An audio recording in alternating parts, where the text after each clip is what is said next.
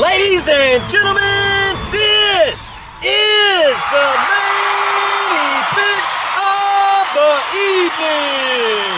Presented by Carolina Lakeway. Come sit with us. When the action begins in the studio, our referees for tonight's event are Elgato Azul and Carolina Real Streamers. For the viewers in attendance and Facebook and YouTube users around the world, this is the moment you've all been waiting for. Live from the Elgato Azul TV studio in Louisville, Texas, it's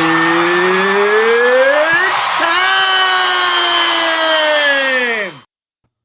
What's up, slime lovers? I'm your host, Chris, a.k.a. Elgato Azul. Partner in slime, Mr. Jamie Dunn, Carolina Lakeweights, baby. What's up? What's up, everybody? Welcome to the Slime Show. Heck How's yeah, everybody man. doing tonight? Jamie, how are you doing, buddy? Man, we are doing good, brother. Been wide open, rigging poles all day, making up some drifting weights. You got tournament time coming up? Tournament time Saturday, my friend. We got an all-nighter Saturday night on Santee Cooper. You're dragging the Real Screamer boat to Santee Cooper. Yes, sir. We're going to be dragging the world-famous Carolina Lakeweights, getting her done. Hopefully get the win down there. Some tough competitors down there, so we're going to go give it our best.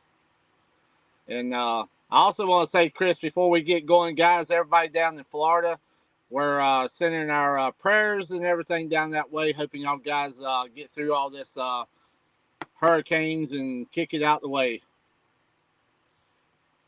Yeah, there's another one's on the way, and it's a weird one. I've never seen a double storm like the one that's hitting right now. They had another small little storm that developed in front of it, which doesn't seem natural. I don't know, man.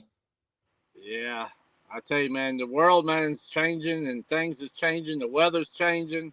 It's something anymore, brother. Yeah, I'm wondering, like, how long is it going to take to get all that back in order? Because it looked totally destroyed. My buddy lives in Asheville, but up on the mountain, he's like, man, the town's just completely washed out. It got totally destroyed. Yeah, I've seen some pictures. We got some friends and stuff up there. I've seen some pictures that's just it. I can tell you the upper part of North Carolina and some areas in Tennessee, it's never going to look the same again, man. And I hate to see it that way because like I said, we've got a house up there in Tennessee, and man, we're praying for you. We're praying for you up there, guys. But yeah, it's going to be totally different look up there. Yeah, I know a lot of people have been displaced, and I see a lot of people taking advantage of people with the hotels. And I saw a guy at Home Depot today. He cleaned out the generators. He's like, I'm heading to North Carolina. So yep. He had a whole trailer load of generators he was taking. So, and I will say, Chris, I've seen so many people, from around here and all around the place, man, going up there, helping out. So many people, giving so much, man. That just, like I said, warms our heart, man. If it's our neighbors helping neighbors, states helping states, and just taking care of our fellow people. So guys, keep up all the good work. We appreciate everything y'all doing for everybody. I've heard they're turning away people trying to help. Like, I don't understand that. Guys, they're trying to fly their helicopters in there. They're telling them, turn around or we're going to arrest you. I'm like, that doesn't make sense. Like, why can't somebody go help? Say they're impeding their cause or whatever. That's weird. I tell you, I like I said, I seen something on TV today, man. They were asking for volunteers to help with the shelters, help with the giving out the food and stuff like that. And it really warms your heart when you see and everybody help each other like that, man. It really does. It's awesome. It really is. We need more of that in this world. Chuck says the government helping is BS. Chuck, I I didn't want to. agree, Chuck. You know, I saw that they had like a news conference and they said, yeah, we're going to pledge $100 million, or there's $100 million going towards the relief effort. And then an hour later, they had another news conference that said, we're sending $156 million over to Lebanon. Like, I, Chris, what? I didn't say anything about the government because I can know that takes a whole new show right to a whole different level right there. They'll probably knock us off the air now. So. Oh man, hey, if we hurt their feelings, oh well, go to hell. That's all I can tell them. Oh man. Let's say hello to everybody that's in here. I've seen a bunch come in and then a bunch left already. So they must not have liked this talking storm stuff. I guess some people are probably sick of it already. Jeff Martin, my hometown boy, welcome in, bro. Dustin Clark, welcome in, Dustin. Dustin's been on them lately. Walt McCorkle, welcome in, Walt. How you doing, buddy? Chuck Watkins, Mr. Bite Lights, in the house. Chuck, love the bite lights, but I also love that it's about to be fall weather and I can fish all day long. We're going to put them to work Saturday night. Oh, nice. Yep. They work good. I actually need to order some more. So I get with you soon, Chuck. Eagle Eyes Tienda, what's up, Juan? We're going to be bringing Juan and his son onto the Carolina Lake Weights team soon. Just need to find an opportune moment. I like to make kind of a splash, Juan. So we'll get something figured out for you boys. Chris Wheeler, welcome in, buddy. That's our Operation Vets with Nets teammate. Leland, welcome in. Another one of our Operation Vets with Nets guys. Queen V, welcome. Moving on down. Brian Henry, welcome in, Brian. Southern Streams, welcome. Jeff P. Stinkum, welcome. And Matthew Kiker and Richard Gadget Green. Welcome in, boys. Man, I'm excited about the night show, Chris. Tonight we're going to be talking electronics, side image sonar. Hopefully we can help some guys understand what they're looking at. We're going to look at bait. We'll look at fish. We'll try to help you to understand the difference between scaled fish, soft-bodied catfish, different types of bait, and we'll try to answer as many questions as we can. So that's it, Chris guys. Thompson, a.k.a. Santa, welcome in, buddy. Hooked on Kermit, welcome. So, Jamie, what do you want to start with, bro? I got pictures. I could pull up some pictures. Brother, I say let's looks like the crowd's coming back in, man. Looks like they're all pouring back in now that they must have run and eat dinner real fast. That was a quick dinner. That's it. I say let's get the graphics up here, man. Let's jump right into it and get down to the nitty-gritty, brother. All right, let me pull some stuff up. We'll start. I'm just going to start from the top and we'll work our way through. This is going to be, let's see here if I can zoom in this a little bit. All right, this is 50-degree temps. Now, we're not there yet, obviously.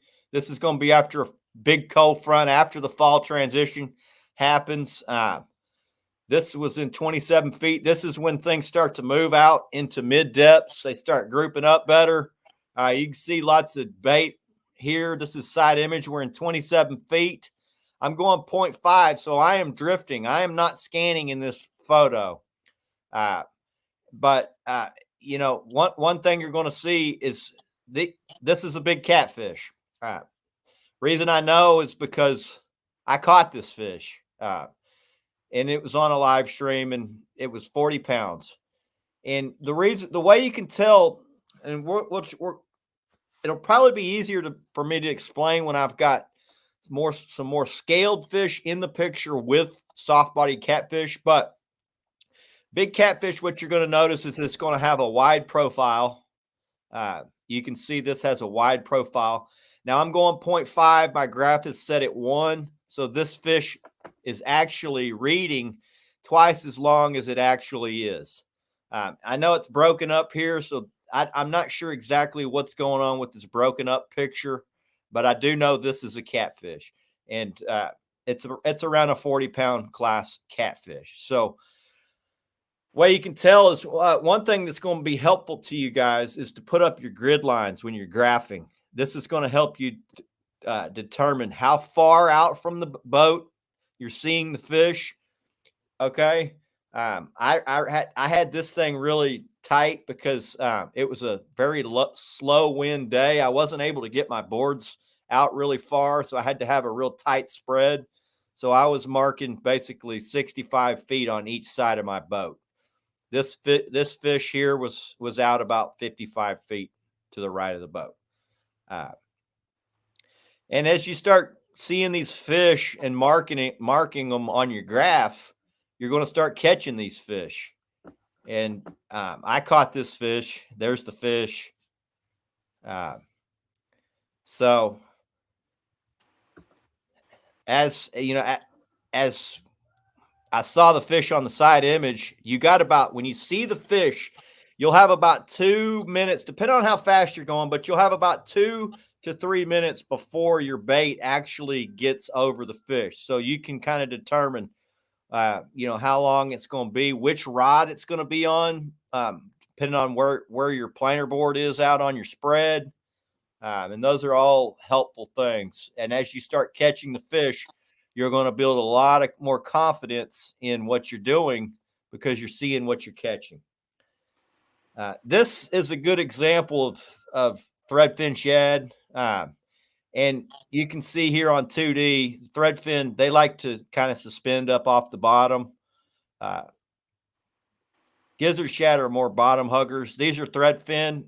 You'll see threadfin are more cloudy looking. You don't see a lot of individual bait fish. And on side image, what you're seeing, okay, there's a little channel that goes down here, and right on the edge of that channel, you can see there's bait. And then as you come up out of it, there's bait. And right here is what you're seeing on the 2D. And are y'all able to see my arrows? Yeah, Chris, I'm seeing it right there where you're pointing it. Let's see if I can zoom in. Where's my zoom?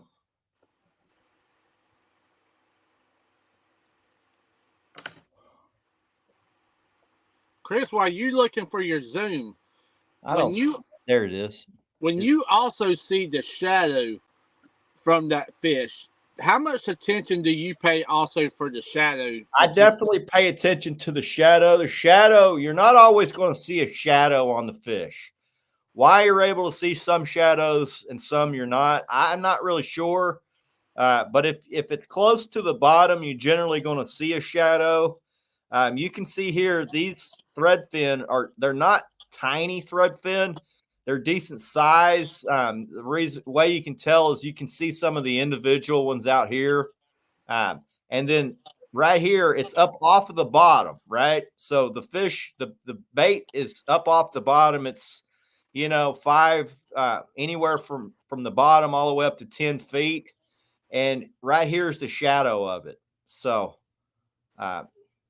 it's casting a little bit of a shadow right here, this bait. Now, it doesn't give a whole lot of shadow, but shadow is definitely something that I'm looking at. And if I'm looking for bait specifically, gizzard shad will put off a shadow.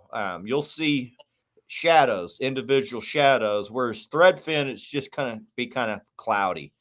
I typically don't fish a threadfin pattern a whole lot. I will fish around some threadfin if there's fish feeding on them, like white bass or striper or something like that. If I see that, I'm more willing to stop on it. But this is just threadfin with very small catfish kind of following them around. These are catfish. These are small catfish. Under here, smaller catfish. Don't know why this thing is not zooming. See if I can get it to zoom. All right, that pulled it out.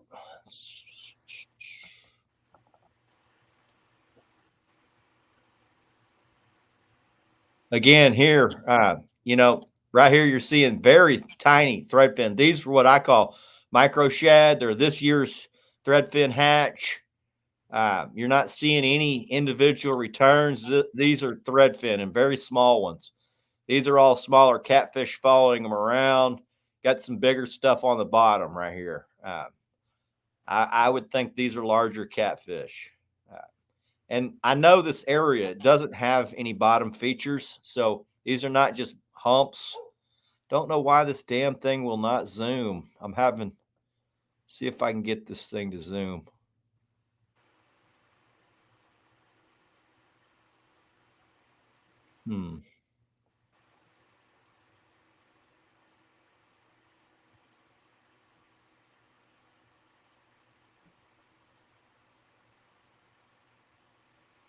Okay, here we go. Now it's zooming. And Chris, you just pointed out another good thing that that area, how that bottom looks. So yeah, so when you're learning, you're going to be able to take what you know, basically what you know's on the bottom, right? You've been there a lot. Okay, you're seeing these things that you've been over the same stretch of water a million times. You're on a mud flat, okay, and then all of a sudden one day you're scanning that same mud flat and you're seeing these bumps like this guy right here. This is just a mud flat I'm on. There shouldn't be any bumps on a mud flat. So you can start to see, okay, well, those are fish. And that's a pretty damn good one right there. Okay, and these are all pretty good fish. Now, it's kind of hard to tell what some of them are because I'm not moving. As you move, you're going to get a clearer picture. What did I do? Uh-oh, I did that same crap last. Oh, I still got it. Here we go. Yeah. Oh, man. Oh, man, I did that last time and blew the whole freaking show. So here what you got are more threadfin. These are decent sized threadfin, probably 4 to 5 inches. And then underneath them, you got fish. This is a fishable scenario. And what you're seeing on your side image, okay, what you're not seeing are a whole lot of really good fish. As you get over here, you start to see, all right, there's something that's really good. Now, I don't know exactly what that is. It could possibly be that one. To me, this fish looks like he's laying on the bottom. Can't really, it's not a real clear picture. My screen is coated with slime, so I apologize. But that's a good problem to have. That is. All right, moving on. Jamie, you feed me any questions?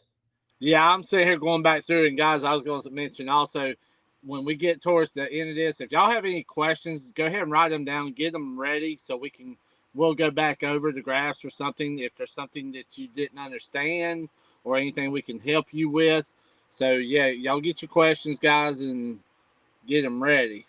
We'll run back through here. Looks like we got a bunch of new guys in. So last one was Chris Thompson. Then Alex, Texas Fishing, welcome. Trent Hall, welcome, bro. Tub and Tackle, welcome. Best Cooks on vacation, watching us on vacation. Vest has been out eating good, living the good life down in, where are you? Gulf Shores, Alabama? Somewhere like that. Maybe it was Mississippi. I don't remember. Anyway, Kevin Walters, welcome in. Matt Carter, welcome, buddy. Dan Weldon, what's up, bro? Trent Williams, Smackdown, baby. That's it. Ben and Tips Catfishing. Welcome in, Patrick. We got Billy Bever, our pastor. Welcome, Billy. West Texas Cat Addict. Is that Joe? I think that might be Victor W. Ramirez. Welcome in, Victor. BJ Heathcote. Welcome in, bro. Appreciate y'all stopping in and spending some time with us. So, anybody got any questions?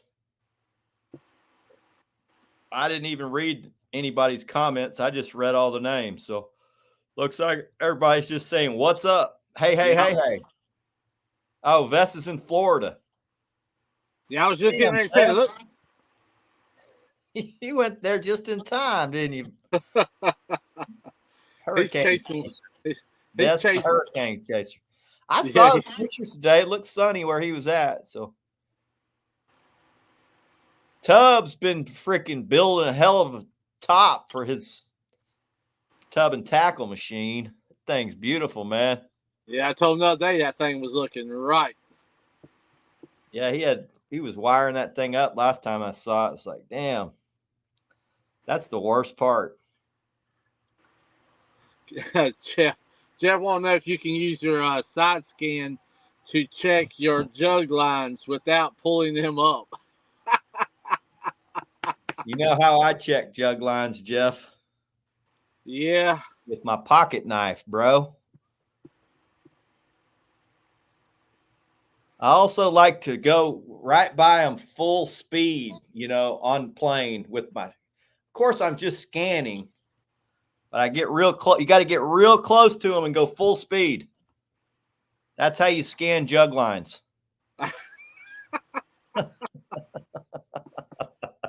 Just some of the tricks of the trade. Everybody's loving on Tubbs' machine work. I tell you what, man, he's got it looking good. That boy can flat throw out some nice looking work. Yeah, he needs to spend some time fishing. Yeah, Chris, I know we were talking right before the show. We were like talking about our two settings where we were at.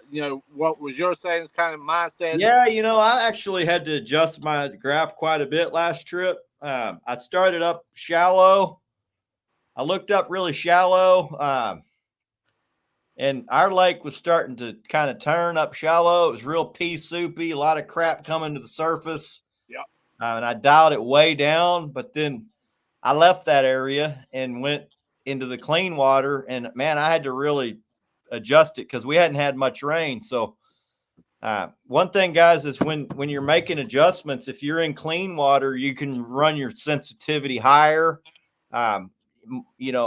You can get the sensitivity a lot higher, actually, 20% higher than you normally run it. Now, a lot of like I run Humminbird, okay, and just straight out of the box, right around 13 is your basic setting for your sensitivity. I'd say a little bit above that for your contrast.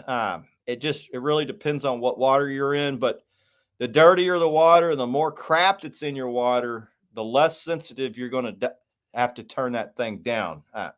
So me and Jamie were talking about it. So like if you're in real muddy water, you're going to dial it down a little bit. If let's say it's at night and you got phytoplankton that starts coming up off the bottom. Well, sometimes it'll just wash your whole graph out and you'll have to get on that sensitivity and kind of dial all that stuff out. Another thing is we've had prolific shad spawns here last 2 years. There's a gazillion micro shad in the water, and I don't like to look at micro shad. So a lot of times I'll dial that micro shad out of my picture, and just so I can see more what the fish I'm chasing aren't eating micro shad. So I try to kind of dial that out of there as well. And yeah, because Chris, I know we were talking right before the show. It's because I'm headed down for a tournament down in Santee Saturday, and we were talking because they've lowered the water and now the water's coming back in fast as I don't know what, and it's completely coffee. I mean, it looks like milk. It's got trash, it's got grass, all kinds of stuff in it. And I was talking to you, and I'm like, I'm going to take my setup pretty much that I use on the Great PD River where it's constantly muddy, and I'm going to transfer that over Saturday night to Santee because of all the way, how it looks right now. And that's one thing a lot of people take for granted. When you load up and you go leave a muddy river, you go put in next time on a clear water, they kind of forget about them settings, man. And that's really a lot important. of times it's frequency. So if you're in real clean water, let's say, for instance, I don't know, you're on a clear water lake, a canyon type lake that doesn't get a whole lot of runoff, and maybe you're on the south end of the lake, and it's filtered out by the time the water gets down to that side of the lake, so it's real clean water. You can run a higher frequency. So higher frequency is it doesn't have as strong of frequency, so it doesn't penetrate as much. You can crank that thing up to a higher frequency and then adjust your sensitivity that way. So if you're in clean water, that higher frequency is going to help give you a real clean picture. But if you're in, we talked about it, I don't know, 2 or 3 shows ago. If you're in muddy water, which hell, most of my lakes are pretty dirty. They're not super chocolate milk type stuff unless it's been raining a lot. But we do have muddier type water. It's never clear. So, I'm generally using the low frequency more than anything. I would say I use the low frequency on my side image more than anything. That's going to penetrate deeper. We got soft bottom lakes for the most part. Our stuff's silted in, real muddy bottoms.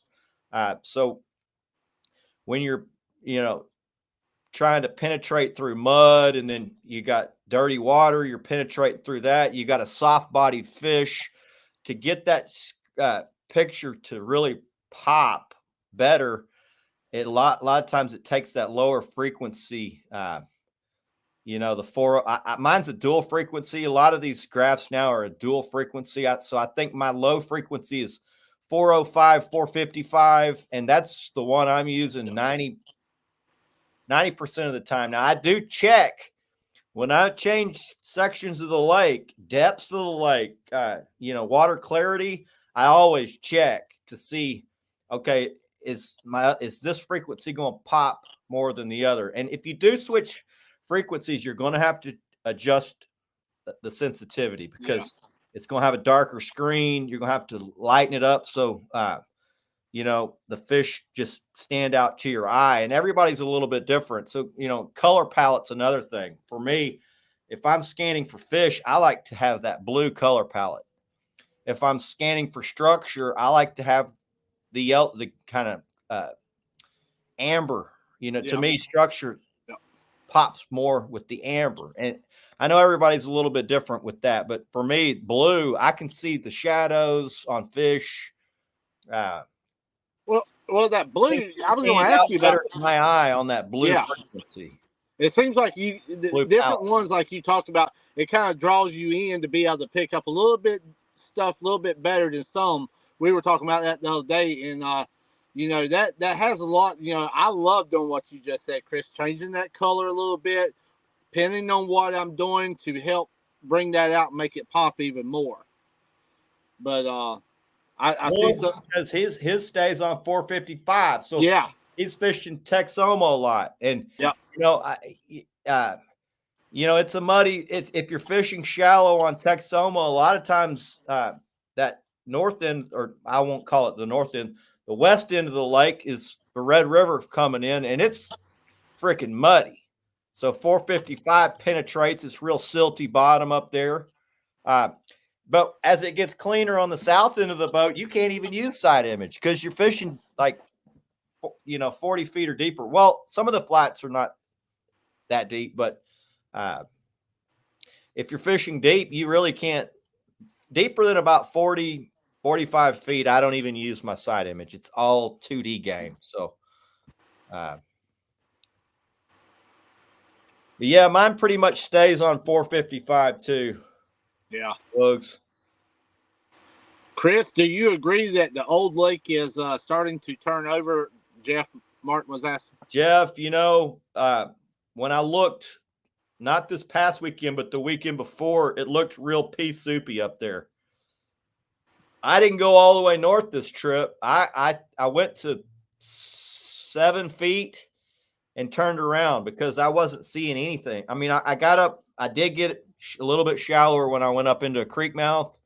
I didn't see any fish up there, man, and I really looked. They weren't up in there, so I turned around. I did the first pattern that I saw was in 16 feet. there was a ton of fish, not a ton of groups of fish. I couldn't find them everywhere, but I found in 16 feet. That's where the fish were. I didn't get but one bite in 16 feet. So I moved, and I was able to find a big group of gar that was in 8 feet. And I y'all know I like to fish around those gar. But this group of gar was so damn thick, nothing wanted to get anywhere in that group. So I drug through them, but there was so many of them sipping. There was about 200 on the surface at any given second. They were freaking everywhere. And I got some gar pickups, but I didn't get any fish pickups until I got right on the edge of it. And as soon as I got on the edge of it, it was on. We started catching good fish, and we got 2 close to 40. We got a 20. And the wind started also blowing right at that time. So that might have had something to do with it, because we had no wind that day, but it started blowing for about 30, 45 minutes, and we caught fish. And then as soon as the wind died, party was over, and Jackson was jumping off the T-top. Chris, have you tried messing with any live scopes? I've got a question there. I've been on the water with Chris, aka Santa. He's got live scope. He's a big time crappie fisherman. Runs a tournament trail here in North Texas.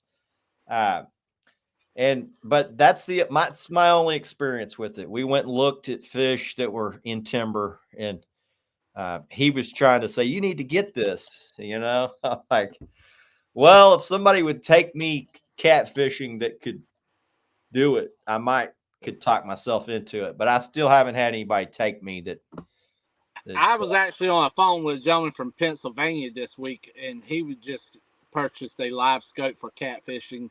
And we were actually talking about the live scopes and stuff like that. And he was telling me some of the difficulties that he's trying, that he's having learning that live scope and stuff. And I told him, I said, I talked to him and told him about some of the stuff that I would recommend and some of the stuff I've talked with others about. And that he actually called me back yesterday and said that, it was working. He's starting to pick up on how he can see the flatheads that we were talking about not too long ago. See that I could get interested in that. Yeah. As far as just because a lot of guys use it for bait. You point it right on the bait, and you throw off the front of the boat to get you. I mean, it's easier to get your bait off of the front of the boat. My transducer's on the ass end, so I'm using my 2D to find the size bait I want. I'm using my side image to tell me how far off which side I need to chunk my net. So it's right now, like for me, bait, I got it. It's dialed. I got it dialed in. I can get exactly what I want the way I do it. So I really couldn't talk myself into getting live scope just to get bait. Yeah. But if somebody could turn me onto those flatheads like that on timber, I could see myself doing it. So I'm actually going to be purchasing one here very soon, Chris, just for that reason, to go and start targeting these flatheads and stuff like that. And I'm looking at one, but I tell you, they don't give them things away. I can promise you. That's anyone using down image over 2D. Now, I don't use down image. I'm just not a down image guy. What I do is I use 2D in conjunction with side image. I use the 2D to determine what I'm looking at. And that helps me with species. But then I also back that up with my side image to determine, is it carp? Are these catfish? How far out are they? How do they orient to the structure? I feel like I don't really even need down image with the way that I use my side image in 2D. I use side image to define different types of structure, edges, ledges, and then I try to use my 2D to determine what kind of bait is there. And then, how I use my side image to determine how the fish are orienting to that specific piece of structure, or which way are their noses pointing. Are they all into the wind? If they're all into the wind, I'm going to orient my freaking drag towards them. You know, if they're all lined up like this, I'm going to bring my bait to them. If they're all doing this, I'm going to do whatever I want, whichever's easiest for me. I might go into the wind, you know, I might go crosswind. Just depends. So that's how I use it. I don't really use the down image a whole lot. Now, I know guys that are in the river use it more than us lake guys, but majority of my guys that I know that fish the lakes don't even turn it on, and I'm one of them.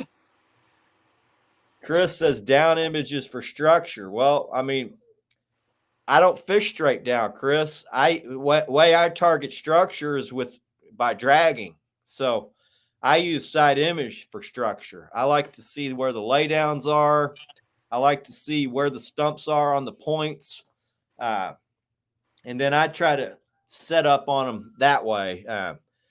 And you know, if for bait, if I got to get bait, I use side image to find it, you know, and I'm looking to see where the bigger bait is and how it's orienting to whatever structure I'm about to throw on. So if it's a ledge, is it sitting on the top of the lip? Is the bigger bait on the top of the lip? It's generally not in the center of mass. The bigger stuff's going to be away from the center of mass. So is it sitting on the top of that ledge? Is it at the bottom of the ledge?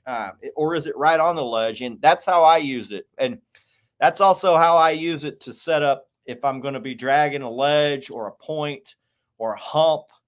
I'm looking to see how the fish are orienting where the bait is on that thing. And then how are the fish orienting to that thing? Are they coming up off the bottom of the ledge to attack bait? Have they pushed it all up on top, and are they all up on top of it? And then that side image is going to help me determine, okay, this is how I'm going to target. I'm going to run this ledge.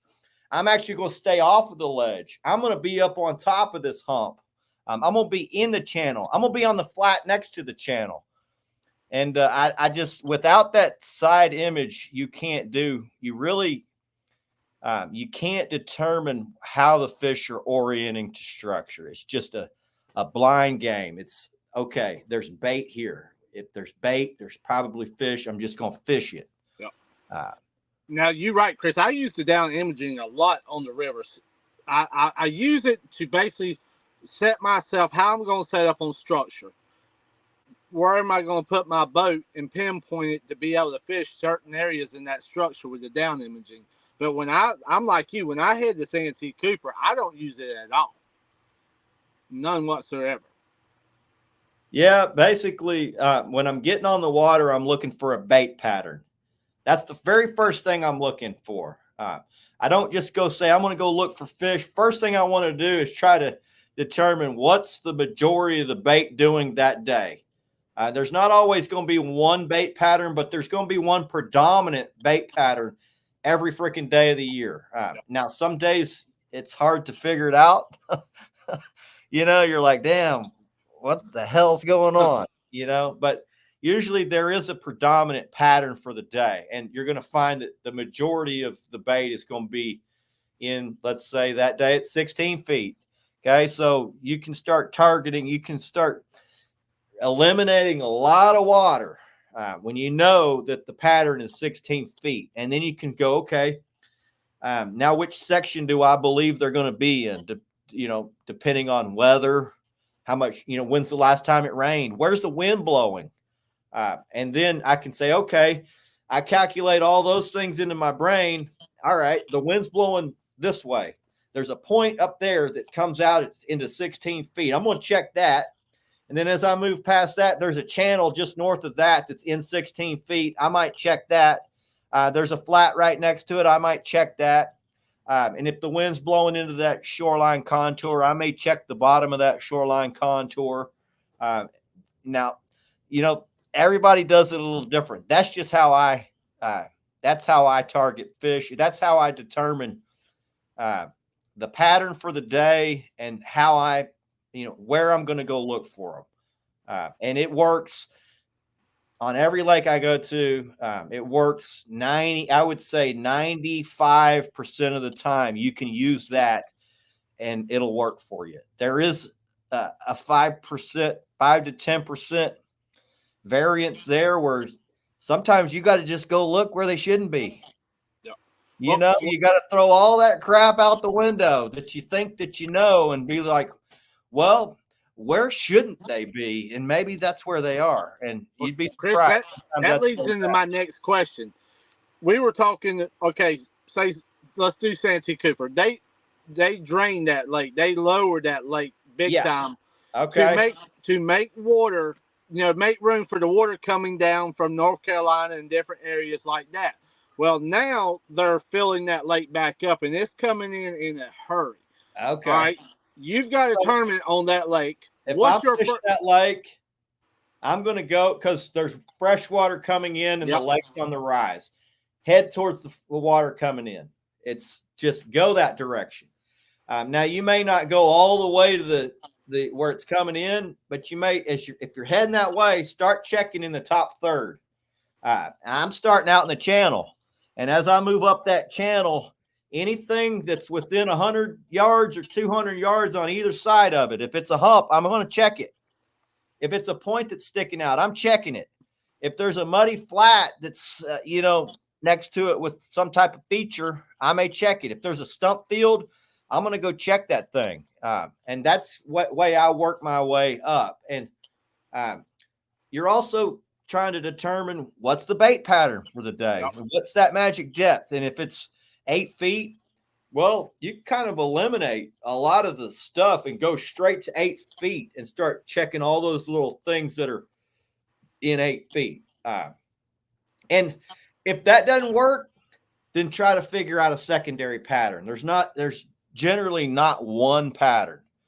There's generally going to be multiple patterns. So some fish, for instance, the shad were in 16 feet last trip, right?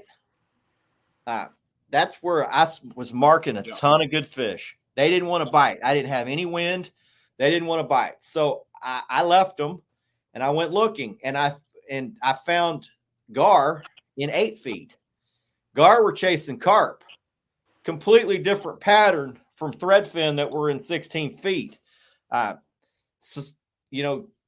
lot of times bigger fish will follow around gar because they're injuring carp.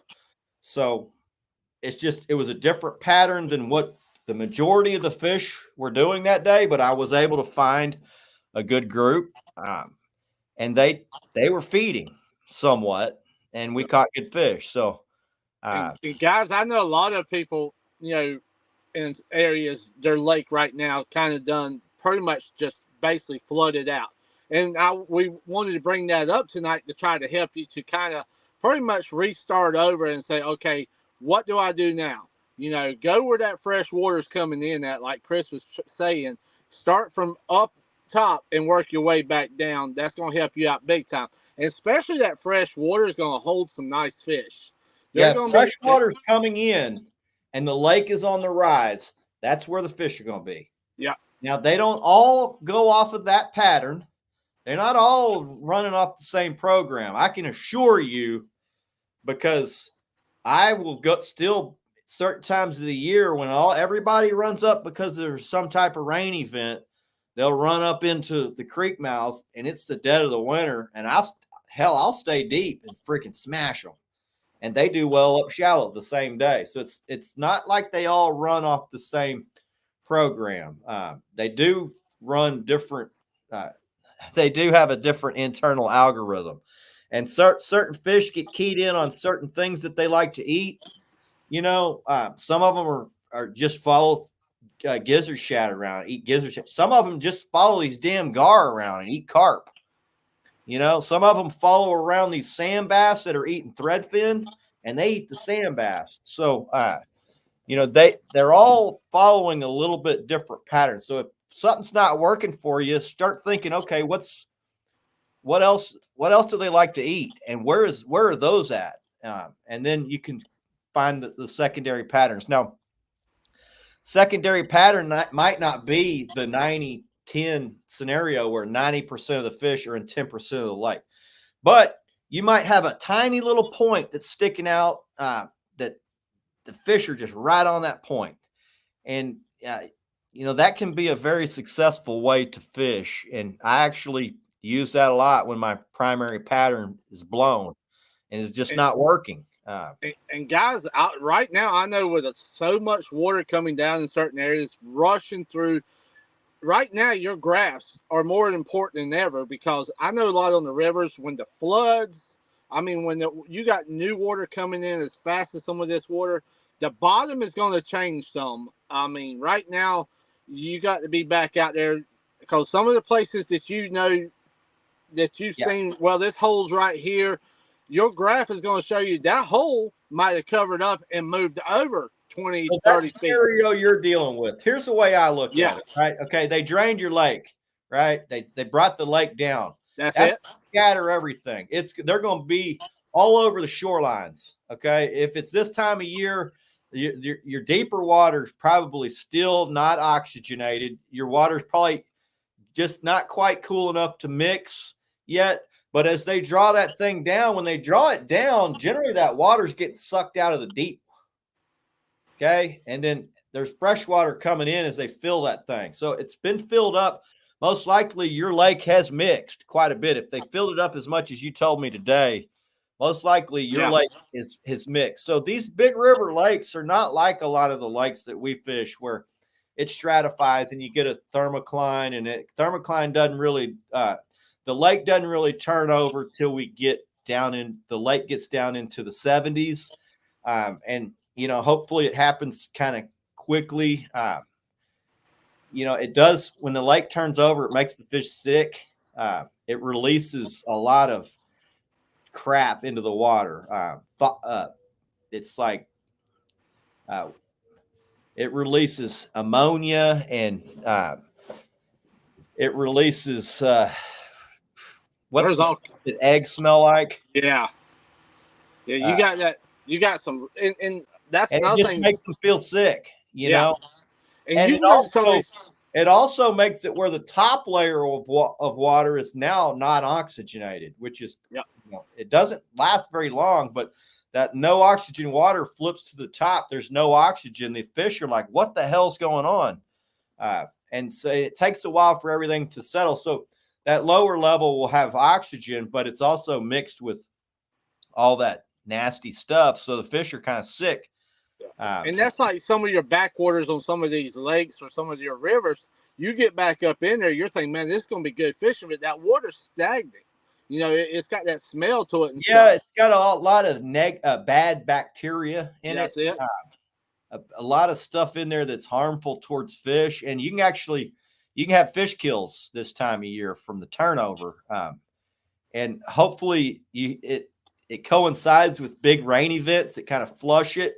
Can turn things on instantly, but methane gas. Yeah, sometimes it takes several weeks, up to 3 weeks. Man, it could make the fishing terrible. But usually it takes at least a week, and usually it's more like 2 weeks where the fishing's terrible during the turnover. One good thing is the lake generally doesn't turn over all at the same time. Yeah. Okay, unless there's some big cold event, it's been hot and all of a sudden it gets cold, and that cold water sinks down and the warm water comes to the top. But, and also too, a lot of people, when you got like a lake that's got a lot of grass in the bottom, and when they drain that thing, and they fill it back up, there's a lot of little foods that the fish love to feed on. When that grass gets swooped up, starts mixing around, you got a lot of little particles, a lot of little different baits and stuff on that, that you can actually go around some of them big grass beds and actually do pretty well with some fishing. Yep. Last weekend when I fished, I didn't see any turnover, but hell, it was 90 something degree. It got up to 97 degrees or something that day, or 96. And the water warmed back up to 82, a little over 82 by the time I'd left. And I was like, damn it. Really, fall fishing doesn't pick up until the water gets into the 60s. In the 60s, the turnover is complete. The water's oxygenated. You got cold fronts coming in, which make things group up, start to make things group up, and things become a lot more patternable. Right now, you can't say, "Oh, all the fish are going to be here," and go there and they're there. It just doesn't work that way right now. And Chris, if you had to fish during the turnover, what tactics would you use? what's that? If you're fishing during a turnover, you got a late turnover. Okay, What tactics there's are two ways to fish the turnover. A lot of times the turnover coincides with a rain event. If you got the rain event, get up close as you can to where that water's coming in. That water's flushed out and mixed, and the fish will be up in there, and they won't be feeling sick. If the turnover starts, usually you can see a clear line of where that thing starts in a lake. And if you'll move outside that line, it looks like almost like pea soup. There's bubbles coming up. It stinks. There's a clear line. Now you can go up past the line where it's nasty and you'll mark fish. They just won't eat. They just lock up, man. They won't eat. And you could fish all day and maybe catch one fish on in the turnover, one or two fish. But if you'll move out of that line, a lot of times that line, once you move back out of that line, you can start catching fish. So that's the way I fish it. I try to either stay out of the nasty, stinky stuff that's coming up, and you'll see stuff floating to the top and bubbles and weird looking crap in the water. Not good for fishing. Not good for fishing, and it's that time of year. So, and how much, Chris, are you concentrating on your graph during this period of time? How much are you able to, well, the thing is fish are really scattered during this time because a lot of the water is the exact same temperature. And as the lake turns over, right when it turns over, the whole lake is the same temperature from 70 feet all the way up to 2 feet. It's the same temperature. So fish will scatter all over. But we do have rain events that coincide with all of this, which moves fish up into the shallows where the water's coming in. And that's where I move. Right after the turnover, that's where I'm moving. Unless I'm on a lake like Texoma. I really had to throw all that stuff out the window when I went up there. When I started, I've been going up there a long time, but I got my ass kicked constantly up there until I had more help to help me understand what's going on up there. It's a deep lake. As soon as the lake turns over, on my lake, I'm in 5 to 10 feet. On that lake, I'm in 70 feet. It's just different. So it does depend on what lake you're on. That lake, when it turns over, a lot of the threadfin go deep and the striper follow it. Big fish follow the striper. And that's where that's where I fish when I fish up there. I'm fishing around the striper. Unless it's springtime, then I'm fishing around the alligator gar because I'm going for one giant for the day, something over 60, 70 pounds. Trying to run through. Guys, if y'all have any questions, feel free to ask. Fish aren't just picky. They lockjaw for weeks. Yeah. Weeks. They won't even eat. It's been studied. In a smaller ecosystem like a pond where they can really study these fish, they won't even eat for weeks. And a lot of them, sometimes they die. It just, the chemistry of the water gets messed up. It's not good. So we're right around that time. Yeah, I heard Texoma was trying to turn over. That's what my buddy said yesterday. Said he was out there and there was nasty, stinky crap floating. Y'all are usually a lot cooler up there, Bugs. I noticed y'all's cool weather. Y'all had nights in the high 40s. Well, we got our same I'm only 65 miles south, and our nights are like 60 degrees. So y'all got 40s, we got 60s. Yeah. That's why I go up there starting in October. So y'all are usually 3 to 4 weeks ahead of any other lake as far as fish turning on. And you'll see me up there real soon, buddy. I'll be out there dragging next to all those stripers by where the red runs into the Wachita. I know, Chris. We were talking earlier, man. We got a cool friend to come through, man. I'm excited for this weekend because it's supposed to get down. The last one I said was around 55 or something like that Saturday night. So I'm excited. So I believe the fishing is going to start turning back on real quick. Change things pretty rapidly. You're lucky that they drained y'all's lake and then flooded it again. Yeah, that's a lot different than what we're dealing with. Yeah, and like I said, they done that basically because they knew all that water was coming back down from, I believe, North Carolina and different places, and they they had to do that to make room for that water. If they didn't, I believe there was going to be a lot of trouble. But also on the other hand, it's bringing down so much trash and stuff with it also. Dan said the turnover is like trying to eat a sandwich in an outhouse during the turnover. Yeah, it makes you not want to eat, huh? Yeah, I think there's something to it. Also, as it mixes, it's a low oxygen level. It makes them just not on top of the chemistry of the water being messed up. Is also low oxygen, which is what sometimes kills them.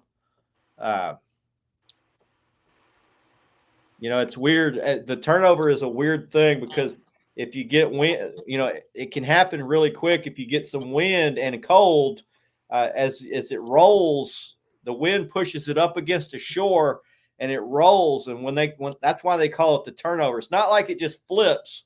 That lake will actually freaking roll over itself. All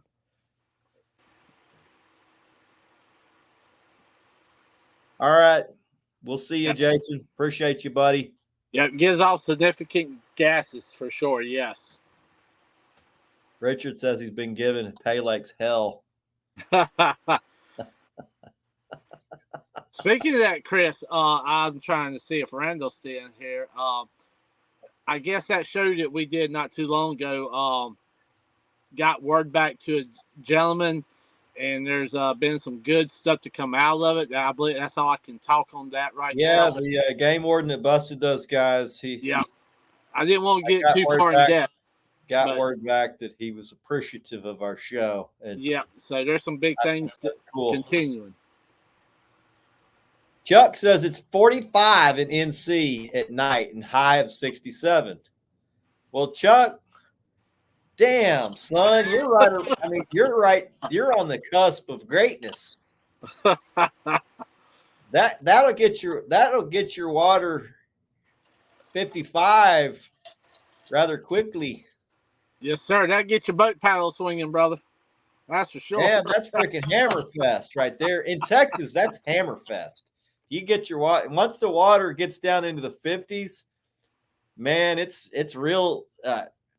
It's a lot easier to target really big fish. They're no longer so scattered. They're not everywhere, but they are usually in a certain part of the lake. And if you know how to pinpoint them, it's freaking Hammerfest. So hopefully you get on them soon, Chuck. Chuck, which area they got? Did I see earlier? You said sulfuric acid. That I kept thinking sulfur. What I said? What's in eggs? Sulfur. Sulfur. Yeah. Sulfur. So it's sulfur and ammonia that's in the water. It's stuff that's breaking down. It's giving off that nasty smell, and then also the bad bacteria that's sitting on the bottom from all that rotten crap gets recycled up into oxygenated water, and that bad bacteria does not like oxygen, so it kills it. It's a cleansing of the lake, also, not just turning over. So you're cleaning out a lot of that toxic crap.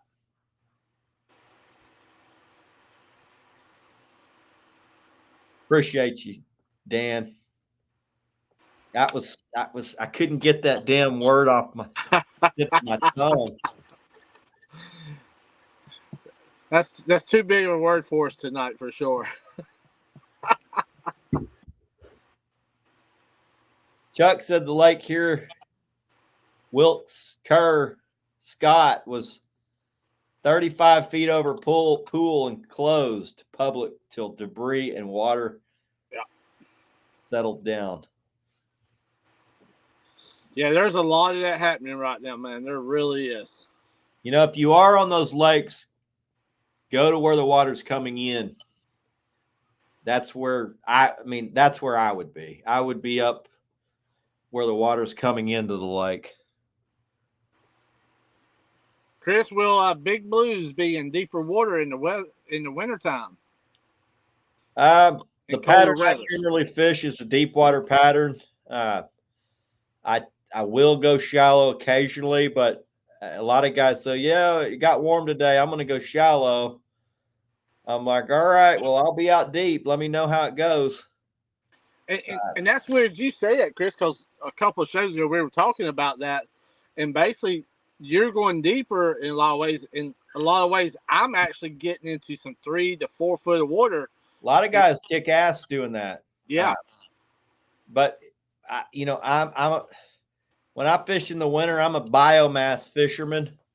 So I look for that. And if I find that, it's typically, even when you got somewhat of a warm up, it's cold in the morning. And I think a lot of times those game fish that big fish are feeding on, because big fish don't just feed on bait fish, guys. They feed on what's feeding on bait fish.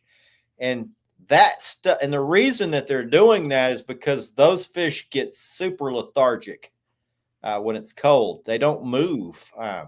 They don't have to eat. When it gets warm, they don't feel the urge to run up into shallow water and eat. They just sit out there and relax until the lake really warms up, and then they'll move up. So I'll stick around where I'm seeing that biomass, and I'll fish that. As long as that's down there, I'm fishing it.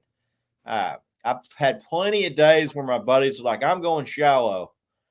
And they're like, what are you going to do? I'm like, I'm heading back to the biomass where I've been. And if they're not there, then I'll go look shallow. And I mean, I hate to say it, but I generally kick their asses, man. It's very rare that they outfish me doing that. Now, sometimes they do get some supersized fish that likes to break off from that biomass, because super giants don't typically hang around with the crowd, Yeah. They're like a giant pig. They're not with the pack. They're off by themselves. They don't get along with others. That's it. Yeah, guys, those Jackson hooks, they are very sharp, so be careful with them, guys. I've been in plenty of videos where I'm bleeding from those damn things. I saw where they were tying some on, and they were talking about the 10-aught Action Jackson hooks. Yeah, when we first got those, Ryan, I tied up some stuff on video, and I was freaking gushing blood because I'm talking and I'm just basically tying them without looking, and one of them got me. I was like, they're like, I guess those are sharp. I'm like, yeah, I guess so. Chris, Dan was asking, do you have any more graphs, visuals, side imagings? I do. I actually have some pretty interesting ones. I wanted to show this one that I didn't get to show last time. Let me see if I can find it. All right, here's a picture of now, when you're fishing shallow, you never know what you're going to see. There's always really cool stuff. Can y'all see that? Let me pull it up. Y'all aren't looking at it. All right. Oh, This was one of the coolest things I've ever seen while fishing shallow. Now, fishing shallow, you're always seeing really cool stuff when you fish shallow.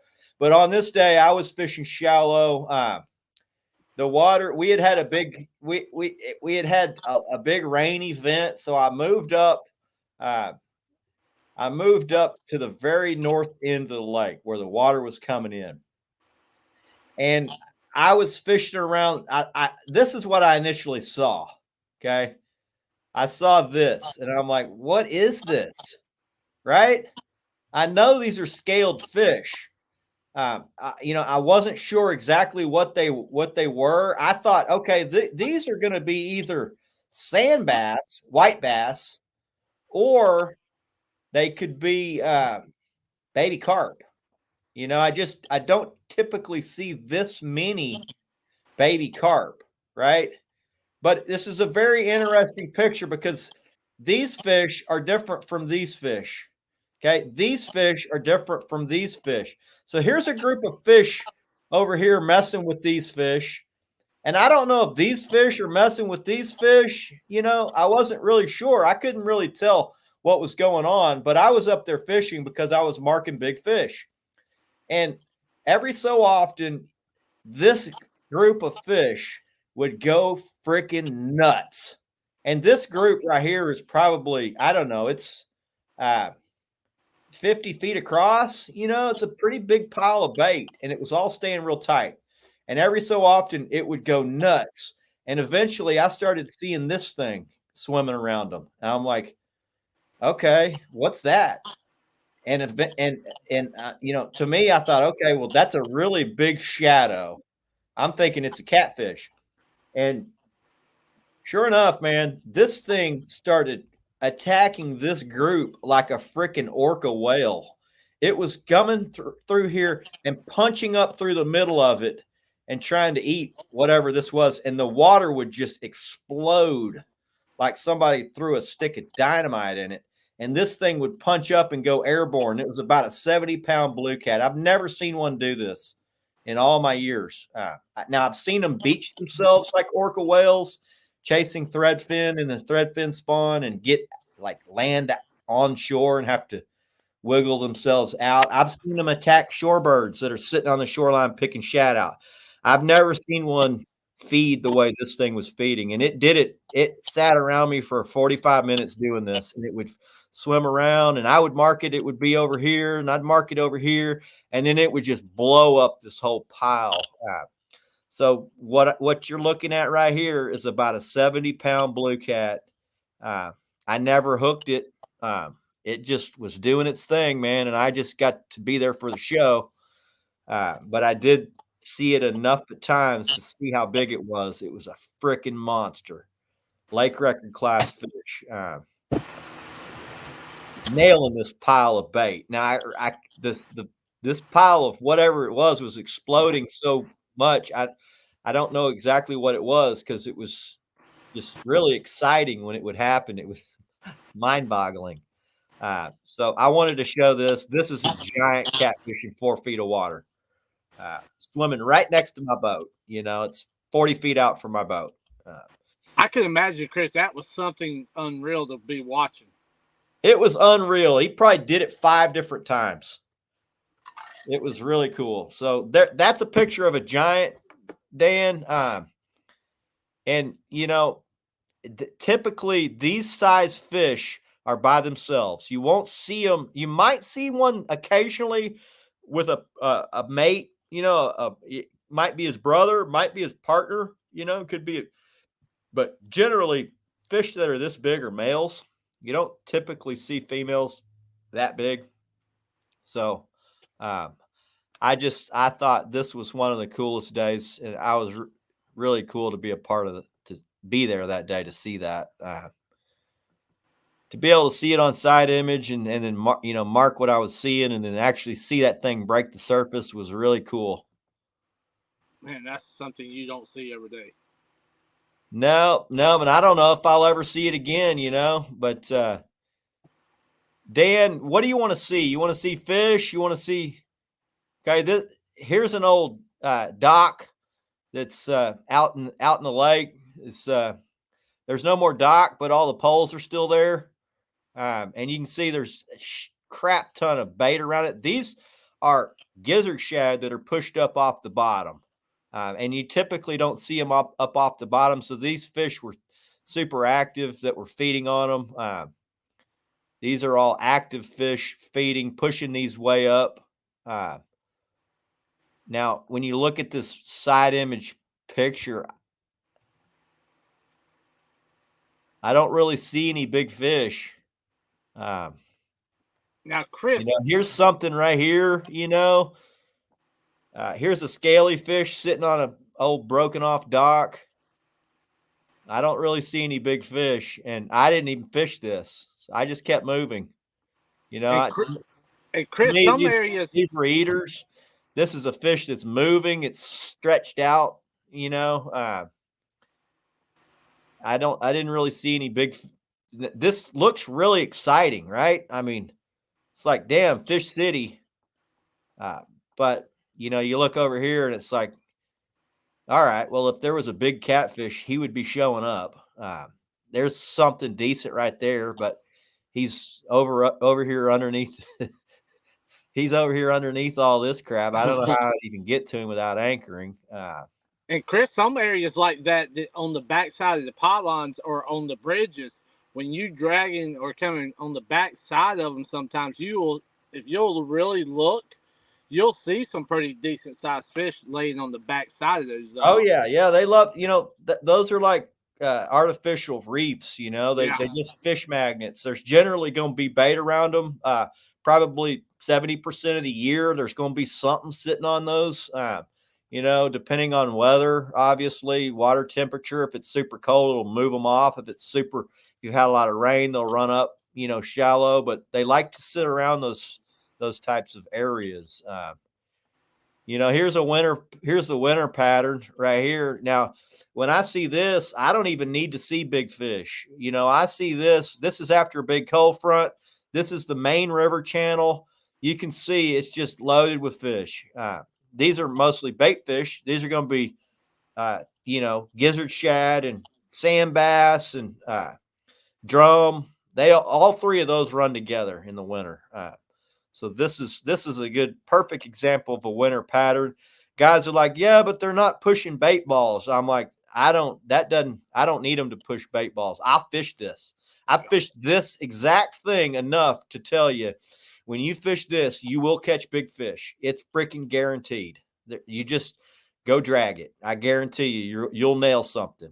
Throw your net on the edge right here and use whatever the hell's in this channel as your bait, and you'll freaking smash some big fish. And generally, you'll smash some giants. So moving on, here's another winter pattern. This is so thick with bait, probably sand bass, gizzard shad, drum. It's so thick you don't even know what it is. Fish it. Some bigger fish sitting above it. I don't know what they are. They look scaled to me. Got a kind of a weird arch. Could be catfish, but most likely these are scaled fish. These are catfish, small catfish, just sitting on the edge, waiting to eat something. Now, you don't know what's in here because these big fish will just sit in here and not eat. And they'll just lay in here with all these other fish. And when they decide they want to eat, they don't have to chase nothing. They just open up their mouth and suck something in. So sometimes just dragging through here with a, presentation with an injured bait fish, and you drag it right in front of a giant's nose, they can't resist it. They're like, oh, there's something injured. I'm eating it. Boom. Here's some gizzard shad. This is something you're going to want to throw on. Here, it's a small little depression. When I tell guys, they're like, how do you find gizzard shad? Gizzard shad are bottom feeder, bottom oriented type fish, and they like depressions, edges, ledges. So here's a small depression, and right there is where they're at. You drop it right on there. You'll have a bunch of 8-9 inch gizzard shad, more than you could use for the day.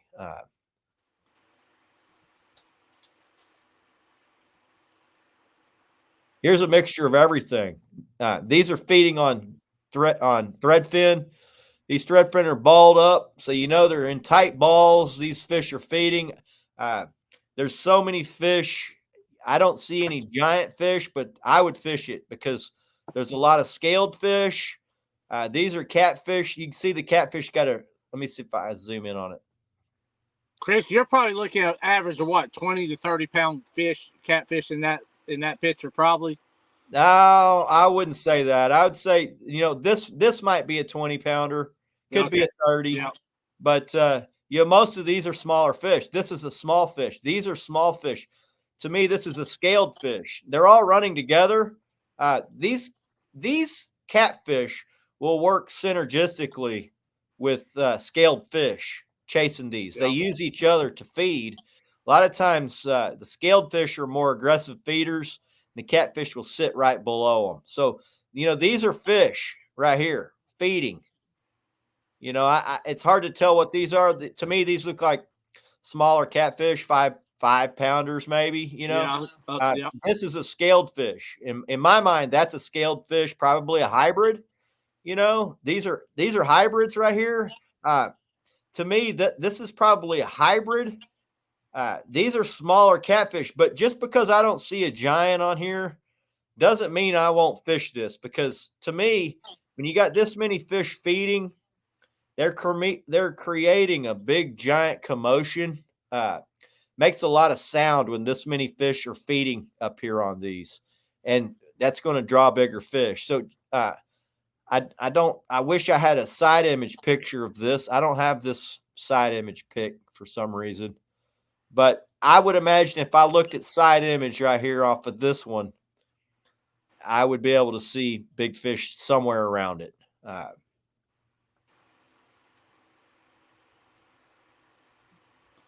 Yeah, that's a very active one, that's for sure. This is like right after the fall transition, when bait starting to group up good.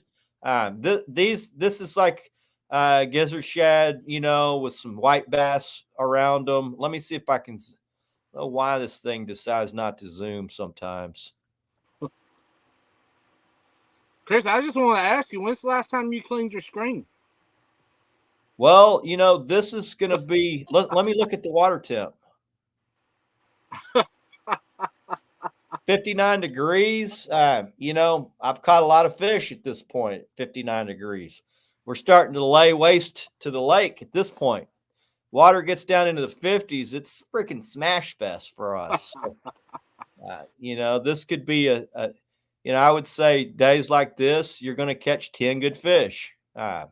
Starting when that water gets down in the 50s, it's really go time. So, when you're messing with your screen, I'm holding fish up there's a camera right above this thing. They're flip flopping. There's water hitting this thing. It gets messed up. So come wintertime, the heck with cleaning, isn't that right, brother? I'll wipe it down, but I don't clean it. I'm about to clean the boat as clean as it'll be all year. And I hope. Oh crap! I hope I didn't lose that for good. Actually, mine, I've got to wipe the dust off of it. I hadn't used it in a while. Chris, Creole, what's up, bro? Mosley, what's up, man? Mosley said it smelled horrible by the dam. Well, hopefully it turns over quickly. I'd like to come up there. I don't know if I can pull. I'm not sure if I can talk myself into going and fishing the turnover up there. It's about an hour and 25-minute drive for me. So Creole sent me some pics. Let me see. Yeah. You might want to open it slow, Chris. Ain't no telling about Creole.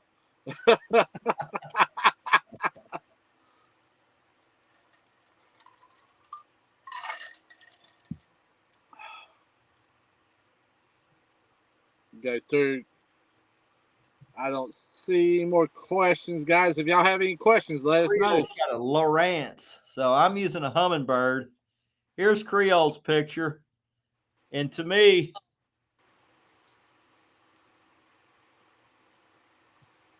good group of blue cats. They're feeding on something up here. I don't know what that yellow mark is. I don't see some red with it. I think on the Lowrance, the red is the hard return.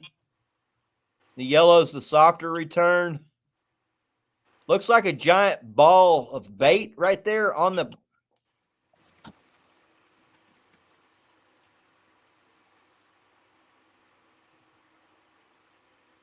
Looks like a giant ball of bait at the bottom of that contour, which is real typical characteristic of what bait likes to do. To me, these are smaller to medium-sized catfish that are orienting over the top of them. Probably looks to me like some of them are. I mean, I don't want the screen to go black, but looks like right there they're starting to dive down into this pile. Because fish, they don't always orient underneath the bait fish. Sometimes they orient out next to it. Sometimes they get over the top of it and try to keep it pinned to the bottom. Looks to me like that's what this group is doing. It almost reminds you of those birds you see diving down sometimes, how it looks like on Sonar when they got that straight down pitch to it. Trent Hall says almost 3 hours for him to Texoma. Trent, with a 3-hour drive, you best probably wait till November, buddy. Come November, holler at me, man. We'll get you leave the boats. You don't have to drag that damn beast for three hours. You just come jump on mine. So Creole, that's called a jackpot in my mind. And I don't see any giant fish, but I fish that. There's enough activity going on there where I feel like a big fish would be attracted to it. I don't know, how deep are you? 70 feet. So you really can't use side image to find big fish in 70 feet. I noticed something Creole. Got to go with the old school of find the bait, find the fish type fishing. I noticed something about Creole's picture, Chris. He didn't leave no coordinates or anything on there so we could see that. That's the river guy in him. Uh-huh. Great minds think alike. Trent says, I know I ain't throwing my net on that. Ain't that the truth, Trent? Doesn't take too many times like that to know. There are times of the year where I will hit the catfish crap shoot. Chris, Walt, in the winter when everything piles into the deep holes. Walt was asking, is that an anchor event or a dragon event? Creole said he smoked 20-pound blue one after another in that hole. So are you anchoring on that? You dragging it, Chris? Well, I imagine he's in the river. I don't know that he can drag that. He's fishing heavy current. So well, I tell you what we can do. We get some of them 10-ounce Carolina lake weights and we can drag the crap out of it. There you go. Y'all anchored on it, Creole?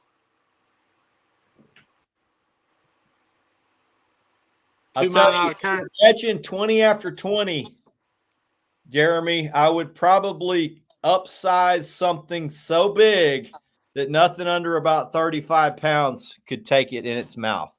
I wouldn't do that with everything, but I would do that with several baits. I know Trent knows what I'm talking about.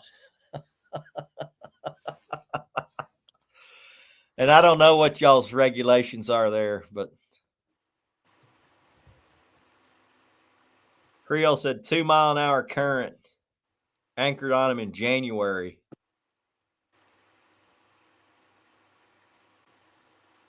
Matt said prayers for everyone in Florida just made landfall.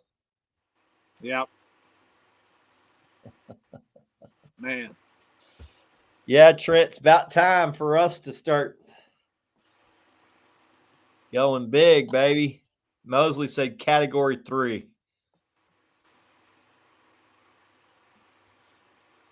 There he is, Creole. There, that's said he threw a 17-incher and got a 55. Nice. That's exactly how I do it. Yep. You know, if I'm catching a certain size fish, I'm satisfied catching those, but something in me says I got to outsize these damn fish so that something bigger, if it's down there, I'm gonna see if he's wants my bait. So Chris Willis said he sent you a picture on Messenger, Chris.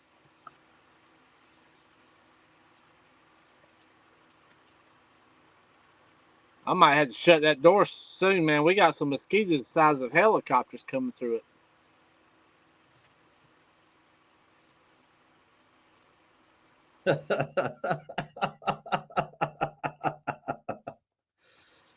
oh shit, man. You did not want to drop on that one, buddy.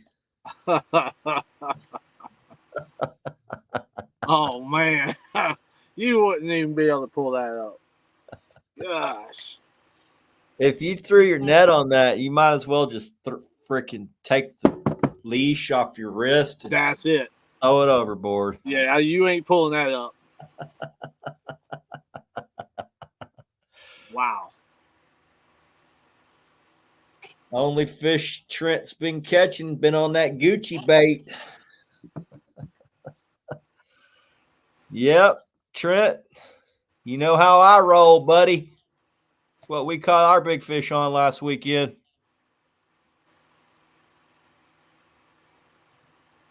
Mosley got a 41 yesterday and a 41 yesterday. Yeah, you know, from what I'm seeing, I wouldn't go big yet either. I'm not seeing what I want to really go big yet. So we need the water to cool down, and we need a big rain event. I know y'all are completely different up there, Mosley. I've seen y'all's nighttime temperatures way different than what we got, and we're only 60 miles away. So I don't know why. Isn't that crazy, man? Just 60 miles, how much difference it makes? It's a completely different weather pattern up there on the Texas-Oklahoma border, man.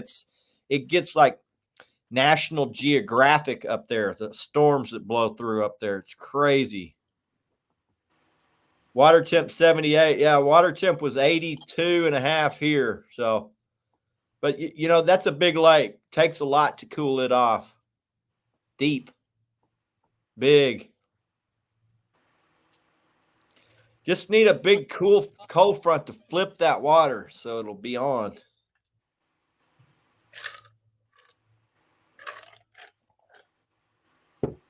$87 on Conroe. So Dwayne's down south. He's fishing around down by Houston, which is it's damn near subtropical down there. It does freeze, but not like up by Texoma, man. Yeah, you got a ways to go, Dwayne. I don't know if your fish react differently than they do here, but typically our fishing doesn't pick up till the water hits the 60s. I mean, you can still do well now, but as far as really being able to just go do it every trip, we're not there anywhere. We're not even close on my lake. Directly. Juan says he's got 2D of a 40.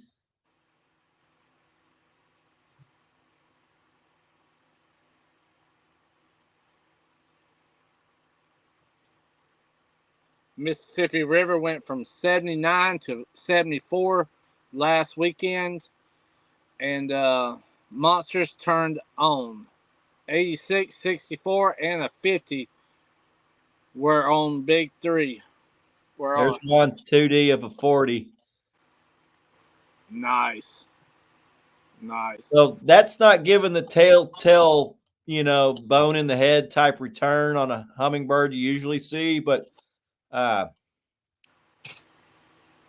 says you're going 0.7. If your graph set at 1, 57, he's out there by himself.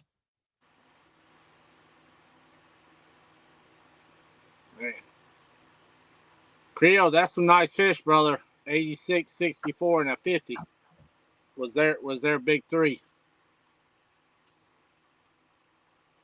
Damn, that's a great trip. Yeah, it is.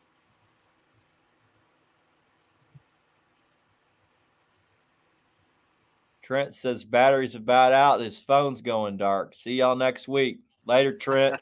Appreciate you, buddy. Yes, sir. Bug says it's 76 at Texoma. One good front away from I would say, from a hard turnover.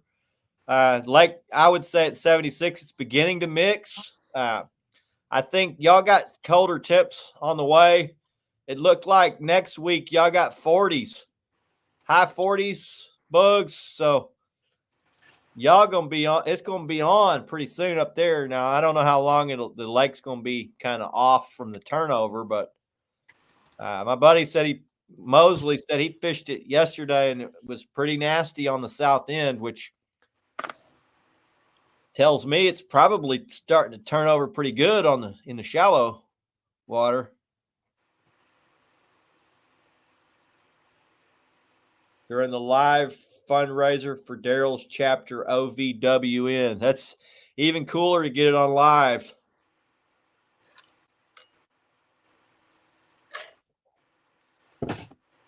Man, if I could hit that Saturday night, have those three for weigh-in, I'll be happy as I don't know what. Y'all got water temps in the 70s? Yeah, Chris, like I said, that's what we're doing right now in the rivers. Now, I haven't checked Santee Cooper since all this has happened. It's going to be the first time. I don't even know what to tell you with the amount of water that's coming in, and then they drain it right before that. So that's just a different scenario than what we deal with. So yeah, we're gonna definitely do some scanning for a while. Mosley said next week will be good. He's excited. Well, it might be good. It might not be. You never know with the turnover because it can shut them completely off. You never know, man.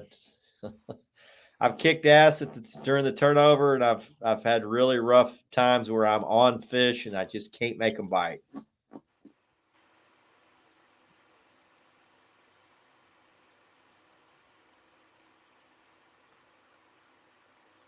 Good job, Matt. You and Cola are.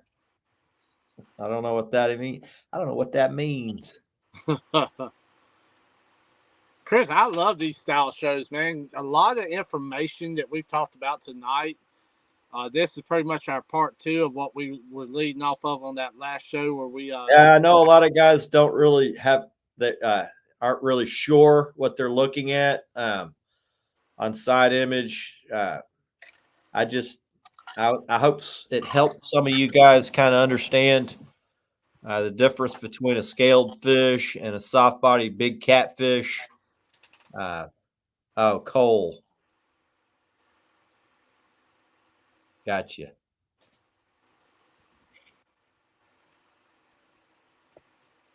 Setting hooks and crossing eyes. Welcome in, bro. Yep, we're about to be up there at Texoma breaking hearts and freaking making guys feel bad. So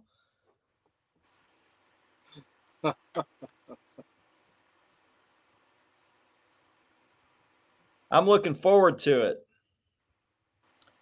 I can't wait to freaking make some of these guys that feel it. They're going to be feeling it pretty soon. I hope it starts this Saturday. Well, our water was, like I said, it was 82 Sunday. We need it in the 60s. So. Yep. I need to definitely get some redemption, get back out there and do some fishing. That's for sure. What a way to jump right into a tournament, right? Setting Hook says he's got a couple weeks of flatheads left and he's transferring over to some big sturgeons. That sounds like a pretty good old time to me. I'd like to hook into a sturgeon.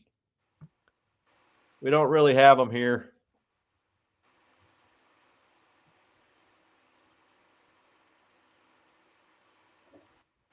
Checking these messages. Sorry. Yeah, I'm going through and doing the same thing myself, brother. Nothing on that side. Leland says he's got one side of the screen of side scan that's going out, starts off all right, then goes black. That's going to be your motherboard. I don't know how old your graph is, Leland, but in Texas, what happens is those damn things get hot, and they'll melt. They melt out the soldering that's on the motherboard, and then that's when that's happened to me several times. What's up, buddy? What's up, buddy? There's the Jackson, the Texas tornado, buddy. What's up? What's up? Man, we were just talking about your hooks. People said they were cutting their hands on your hooks so Bleed. sharp. Making them bleed, baby. Mom's calling me. Get that dog out of here. Out of here,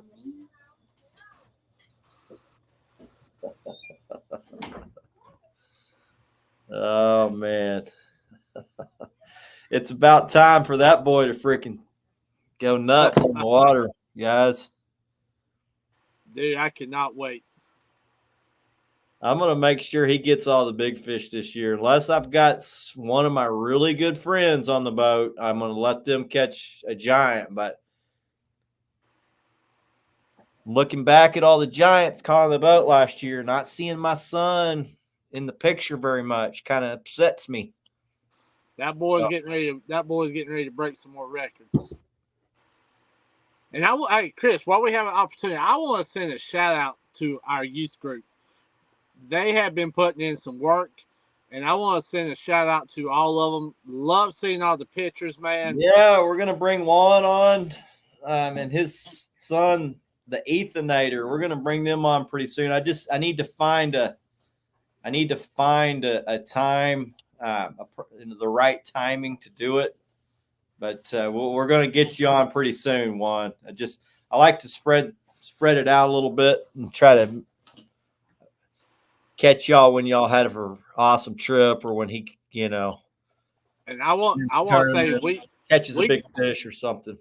We got a lot of exciting things coming up for our youth group, guys. That's going to be real exciting. Can't wait.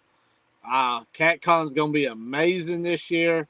But there's a lot of things good happening over at Carolina Lake Wakes that that's going behind the scenes right now. Yeah. Yeah, Matt, he is a lucky little dude. He was a good luck charm for a lot of other guys on the boat this year. And that's going to change this year. All the 70s and 80s it's going to be him this year getting those instead of somebody else. I should have laid down a few more ground rules when I invite people on, but some people get excited and they just want to get the fish. But this year, the big fish is going to the 8-year-old. If you're on my boat, guys, you'll get the second big fish. The giant's going to Action Jackson this year. So sorry to be selfish, but that's the way it's going to be. Unless it's like an Operation Vets with Nets trip, then obviously they get first crack. But even some of those trips, I've had people say, no, I'd rather watch him, so. He was our good luck charm. Even the 40 ain't much. Well, it was a tough day of fishing, Jason. I'm glad we got the 240s. I was happy. Y'all said y'all wanted to get certain size fish, and I told y'all, well, we're going to smash that. We're going to get y'all 240s, and man, freaking called it.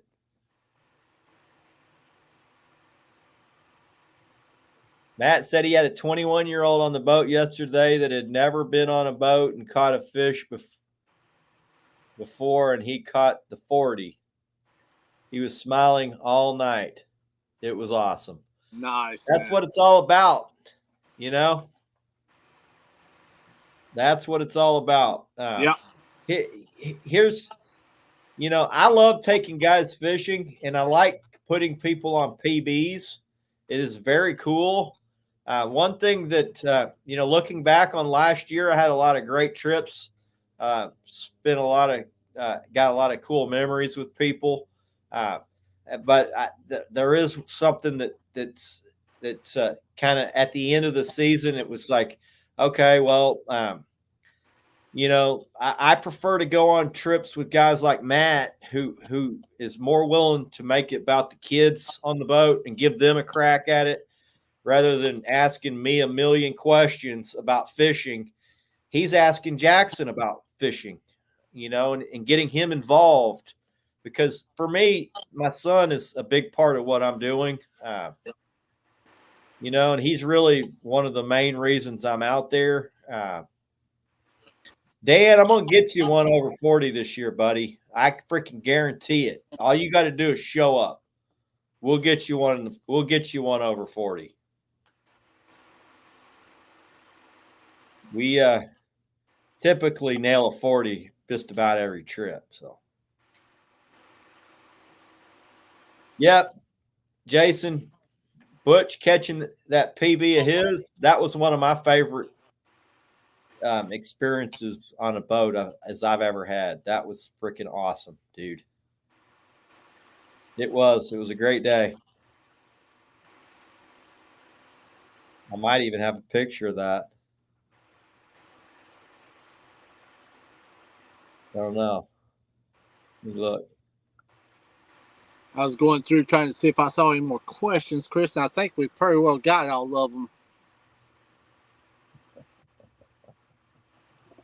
Oh, I don't have the good one. Got one where he's just going. He's ear to ear. I love that picture, man.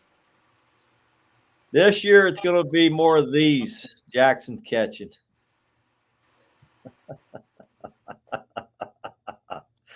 That was the day of the North Front hit.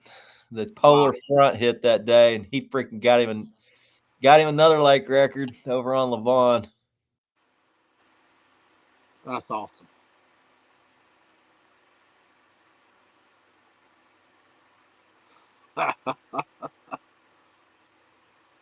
And you can see the focus in his eyes right here, man. That's cool.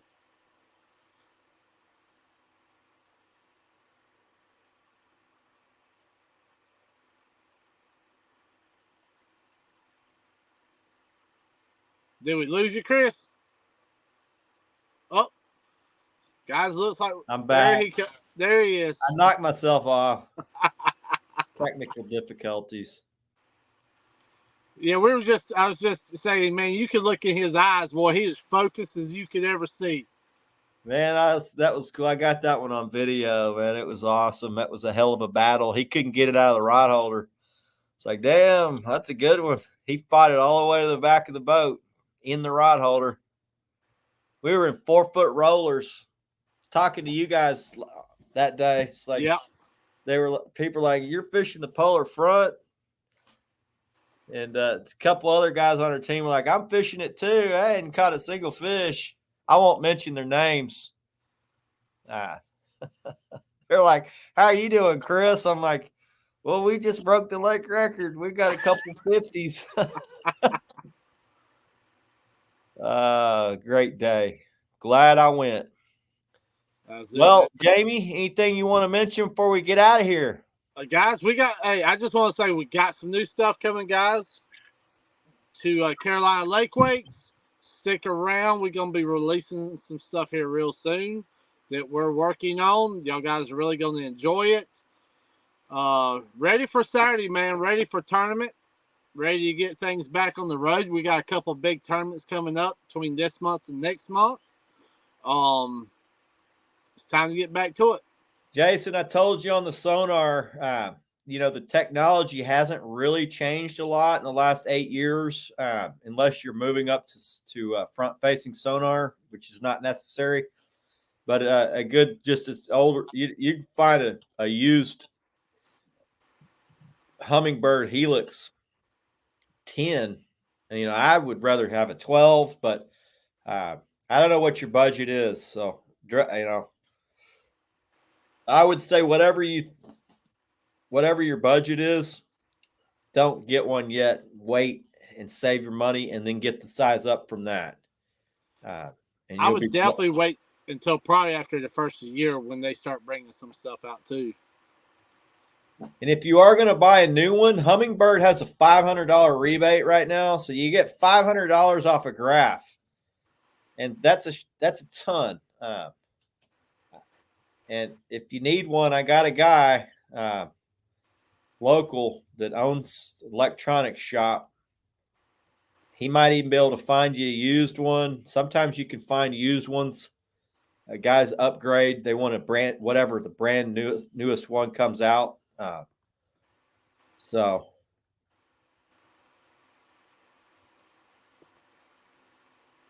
I don't know if they're getting rid of the Helix. I've had my Helix it's my second Helix. I had a Gen 1 when I got that thing like the week it came out. And then a year later, they came out with the Mega with the Chirp. So I was like, okay, like I traded mine in and got the Chirp. Didn't really take a hit too bad on that.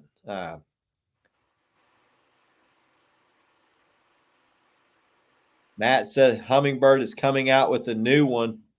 Yeah. And the Solix will be on sale first of the year. I'm eyeing them.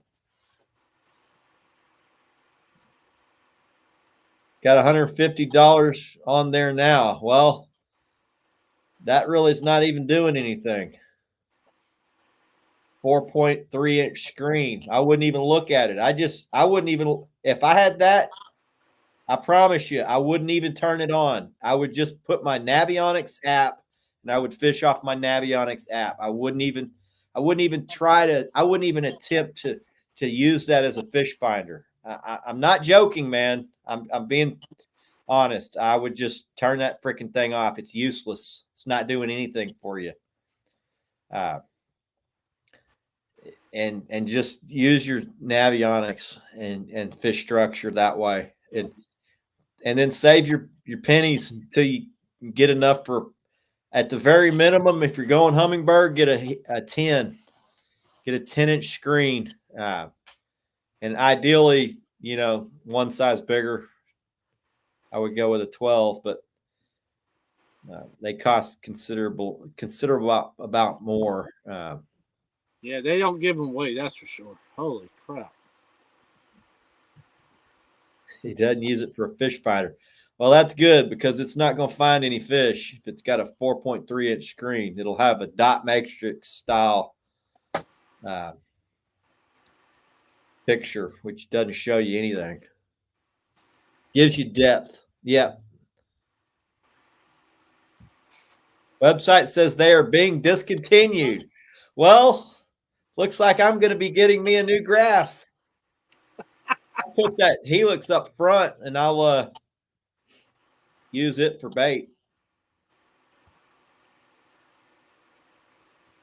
I can only imagine what the new ones are going to cost. Oh, man. I'm thinking I wouldn't even know where to start. Probably around 45.5. Dang.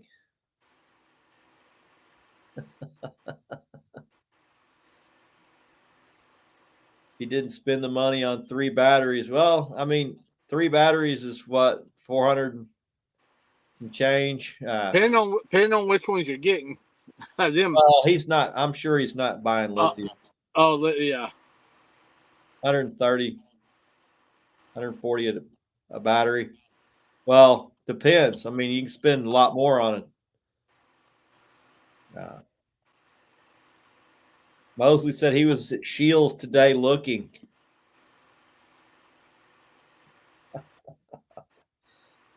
I won't even go in Shields, man. I get lost in there. It's freaking too.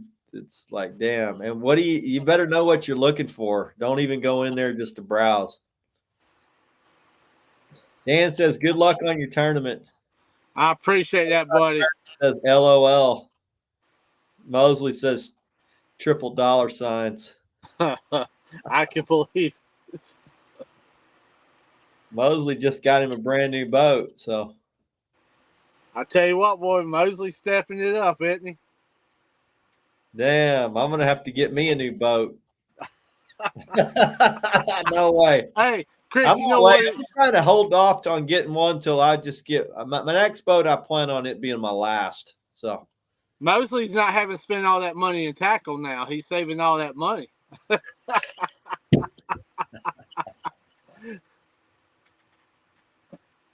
yeah, it's gonna be a fun boat. He got him a big 24-foot Blazer Bay. That's gonna be a good boat to fish out of up there.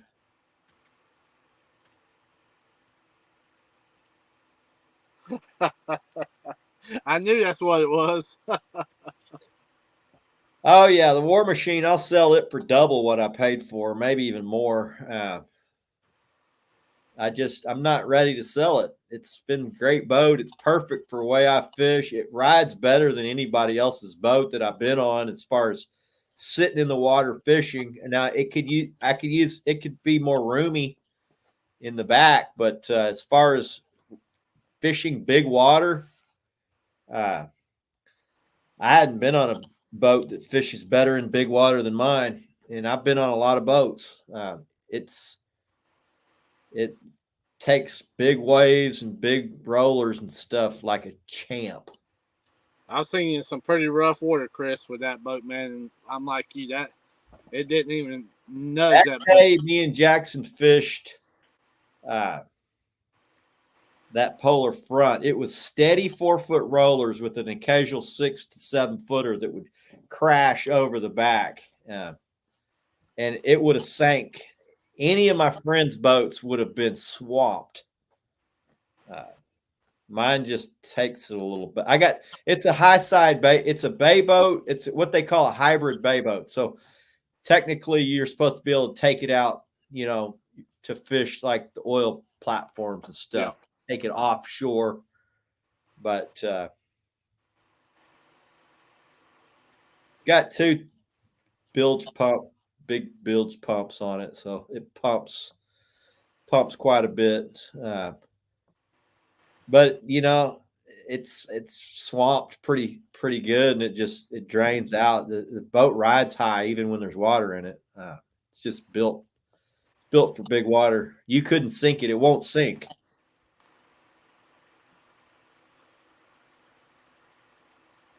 I added a second pump to my boat last year after that deal in Santee Cooper. Yeah, if you're gonna be fishing big water, it's good to have several of them. Well, got anything else, Jamie? Man, I just want to say thank you to everybody that's joined us tonight. Another exciting show, bringing it to you live and raw, straight We're up about front. to start doing live fishing shows again, so. Yep.